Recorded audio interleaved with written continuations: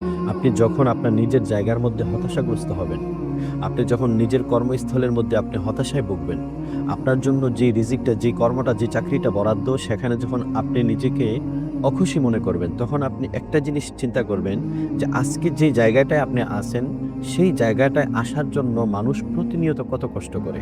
অর্থাৎ আপনি যদি আপনার যেই জায়গায় আছেন, এই জায়গা থেকে পিছনের দিকে দেখেন, তাহলে আপনি সবসময় খুশি থাকবেন যে আল্লাহ আপনাকে কতটা ভালো রাখছে।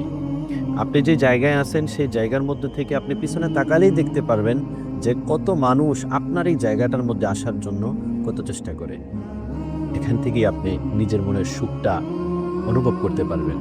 সেজন্য মানুষের উঁচু, উঁচু বিল্ডিং আর দালান কোঠা, মানুষের অর্থ সম্পদ দেখে কখনোই হতাশায় এবং কখনোই নিজের মধ্যে বা নিজের কর্মের উপরে অনীহা আনবেন না, নিজের প্রতি মনঃক্ষুণ্ণ হবেন না এবং কখনো অখুশি হবেন না। আপনি মনে করবেন আপনাকে আল্লাহ পাক যেটার মধ্যে রেখেছে সেটার মধ্যেই কল্যাণ, সেটার মধ্যেই খায়ের। পরিবার নিয়ে সবাই ভালো থাকবেন। আমার জন্য দোয়া করবেন। আল্লাহ হাফেজ।